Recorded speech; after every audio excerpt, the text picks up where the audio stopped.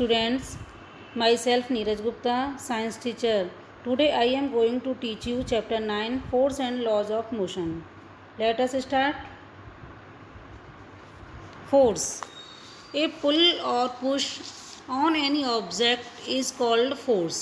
यानी फोर्स किसे कहते हैं? फोर्स धक्का देना या उसे खींचना अपनी तरफ किसी भी ऑब्जेक्ट को फोर्स कहलाती है। दूसरे शब्दों में हम कह सकते हैं कि फोर्स वह एक्सटर्नल फैक्टर है जो किसी ऑब्जेक्ट की रेस्ट अथवा मोशन की पोजीशन को चेंज करता है अथवा चेंज करने का प्रयास करता है। जैसे आप देख रहे हैं बेटा, ये आयरन स्टैंड है, एक व्यक्ति है, अपनी तरफ खींचता है वो तो भी उसे फोर्स लगानी पड़ती है, और अपोजिट साइड में धक्का देता है तो भी उसे फोर्स लगानी पड़ती है। यानी अपनी तरफ खींचे या उसे धक्का दे, दोनों ही कंडीशन में फोर्स लगानी पड़ती है। इसी को हम फोर्स कहते हैं। फोर्स किसी ऑब्जेक्ट को सदैव गति प्रदान कर सके यह आवश्यक नहीं है, क्योंकि जैसे अगर दीवार है, अगर उसको धक्का दिया जाए तो दीवार तो अपनी जगह पर रुकी रहती है, लेकिन व्यक्ति के द्वारा फोर्स लगाया गया है उस पर। Effects of force. A force cannot be seen.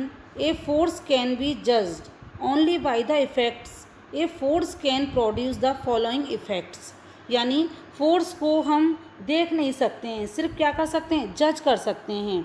ठीक है, तो अब इसके फोर्स के क्या क्या इफ़ेक्ट्स होते हैं? A force can change the state of an object, that is it can move stationary object and it can stop a moving object.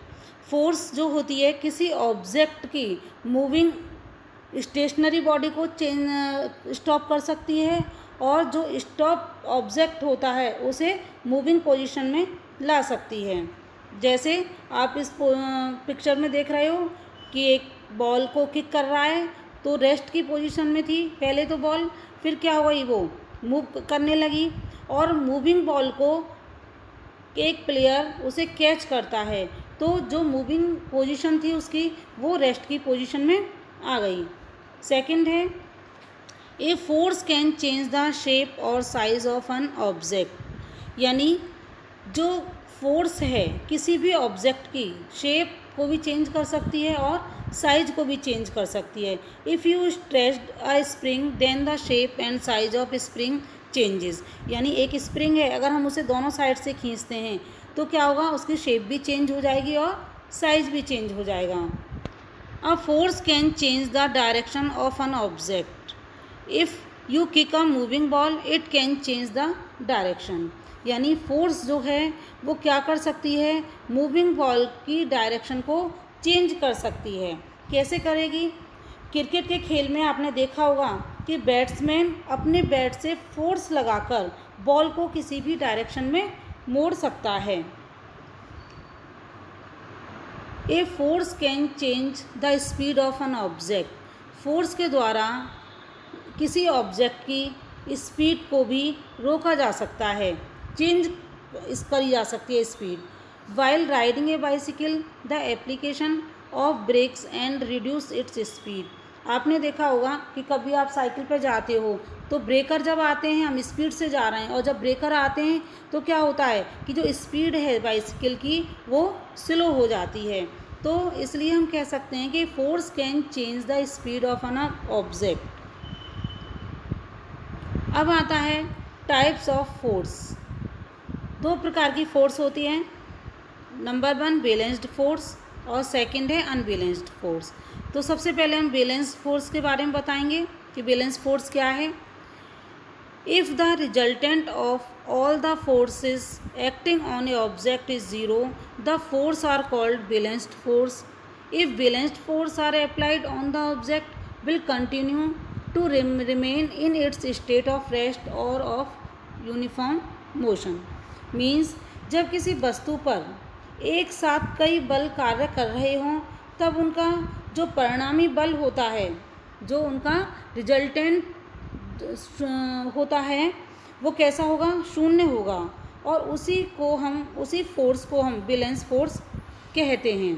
अगर किसी ऑब्जेक्ट पर बैलेंस फोर्स लगाया जा रहा है तो वह ऑब्जेक्ट जहाँ है वो वहीं रहेगा, यानी रेस्ट की पोजीशन में है तो वो रेस्ट में ही रहेगा, अगर मूविंग पोजीशन में है तो वो मूविंग में ही रहेगा। जैसे आप देख रहे हैं पिक्चर में कि दो बॉयज़ हैं और आपस में जो एक रस्सा है और उसे खींच रहे हैं, यानी रस्सा रस्सी के खेल में जब दो टीम रस्से को बराबर बल से खींचती हैं तो परिणामी बल कैसा होगा? शून्य होगा। अतः रस्सा तथा दोनों टीम अपने स्थान पर स्थिर बने रहते हैं। इस स्थिति में दोनों टीमों द्वारा रस्से पर लगाया गया बल कैसा होगा? बैलेंस फोर्स होगी। ओके, नेक्स्ट है unbalanced force. If the resultant of all the forces acting on a object is not zero, यानी जो किसी भी ऑब्जेक्ट पर लगाया गया फोर्स अगर जीरो नहीं है तो the force are called unbalanced force. तो वो फोर्स क्या कहलाई जाएगी? Unbalanced force. If the unbalanced force are applied then the object will move in the direction of greater force. तो यह यानी किसी भी ऑब्जेक्ट को अगर कोई रेस्ट में है ऑब्जेक्ट, उसे मोशन में लाने के लिए, मोशन में है तो उसे रेस्ट में लाने के लिए हमें अनबैलेंस फोर्स की आवश्यकता पड़ती है। अगर जैसे आपने देखा होगा ये पिक्चर में 40 kg का एक बॉक्स है, दो स्टूडेंट्स हैं उसे पुश कर रहे हैं, ठीक है, तो ये आगे की ओर चलेगा। क्यों चलेगा? जिधर से फोर्स अधिक लगाया जा रहा है, जिधर से फोर्स लगाया जा रहा है उसके उसी डायरेक्शन में वो आगे को बढ़ेगा। नेक्स्ट है frictional force. The force that always oppose the motion of object is called force of friction, यानी वह फोर्स जो हमेशा अपनी गति का विरोध करती है, हमेशा अपोजिट रहती है वो मोशन के, तो उसे हम क्या कहेंगे? फ्रिक्शन फोर्स कहलाती है। जैसे frictional between the tyres of A car and the road. आपने देखा होगा जब गाड़ी चलती है तो क्या होता है? गाड़ी आगे की तरफ चलती है तो रोड और पहिए के बीच में एक फ्रिक्शनल फोर्स कार्य करती है। जो रोड है तो वो उसकी जो फोर्स है, फ्रिक्शनल फोर्स अपनी तरफ खींचती है और गाड़ी आगे की तरफ चलती है। तो यानी कि जो फ्रिक्शनल फोर्स है वो हमेशा अपोजिट वर्क करती है। इसी तरह आपने देखा होगा friction between the bottom of your sneakers and the ground. जब हम चलते हैं तो रोड पे हमारे पैर चलते हैं तो रोड और पैर के बीच में एक फोर्स कार्य करती है जिसे फ्रिक्शन फोर्स कहते हैं। तो फ्रिक्शन फोर्स क्या करती है? जो व्यक्ति चल रहा है तो उसको पीछे की तरफ खींचती है और व्यक्ति क्या करता है? वो आगे की तरफ चलता है, ठीक है। तो वो कैसे चल पाता है? फ्रिक्शन फोर्स के कारण ही वो आगे चल पाता है। यानी हमेशा जो फ्रिक्शन फोर्स जो होती है वो अपोजिट वर्क करती है। Thank you.